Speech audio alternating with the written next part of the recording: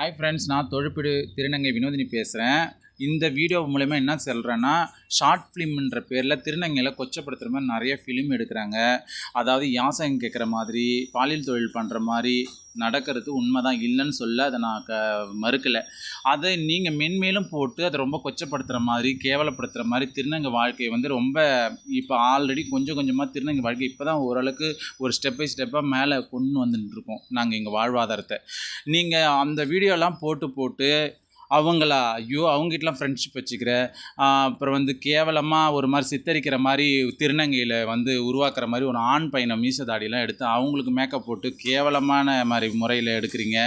எவ்வளோ திருநங்கை எவ்வளோ மாற்றமாயிருக்காங்க, எவ்வளோ சோஷியல் மீடியாவில் நல்லா சூப்பராக வராங்க, வக்கீலாக இருக்கிறாங்க, டாக்டராக இருக்கிறாங்க, இன்னும் போட்டால் எஸ்ஐயாக இருக்கிறாங்க, இன்னும் மென்மேலும் வளர்ந்து போயிட்டே இருக்காங்க. நீங்கள் எடுக்கிற ஃபிலிம் மூலயமா திருநங்கை நிறையா பேர் இன்னும் உருவாகுவாங்க. நீங்கள் எடுக்கிறதுனால என்னென்ன ஏன் லாரன்ஸ் எடுக்கலையா படம், அவங்க ஒரு டாக்டர் ஆக்கி பார்க்கணும் அப்படின்ற மாதிரிலாம் எடுக்கலையா?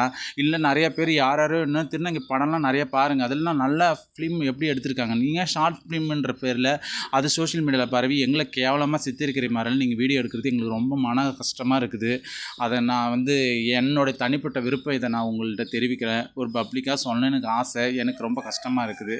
சோஷியல் மீடியாவில் எடுக்கிறன்ற பேரில் மறுபடியும் திருநங்கைகளை கொச்சப்படுத்தாதீங்க. மென்மேலும் வளர்ந்துன்னு வராங்க, அழகாக இருக்கிறாங்க, பெண்ணா அப்படின்ற மாதிரி இவங்க தான் இவங்க திருநங்கையான்ற மாதிரி கண்டுபிடிக்காத அளவுக்கு இப்போ முன்னேறி அழகாகிட்டு வராங்க. சோஷியல் மீடியாவில் இருக்கும்போது சரி, சமூக அக்கறை கொண்ட திருநங்கைகள் எவ்வளோ இருக்கிறாங்க. அவங்களாம் போட்டு அவங்கள ஃபிலிம் எடுங்க, அவங்கள வச்சு அவங்க கதைகள்லாம் சித்தரிக்கிற மாதிரி ஃபிலிம் எடுங்க, சூப்பராக எடுங்க. என்னுடைய தனிப்பட்ட கருத்து லைக் பண்ணுங்கள், ஷேர் பண்ணுங்கள்.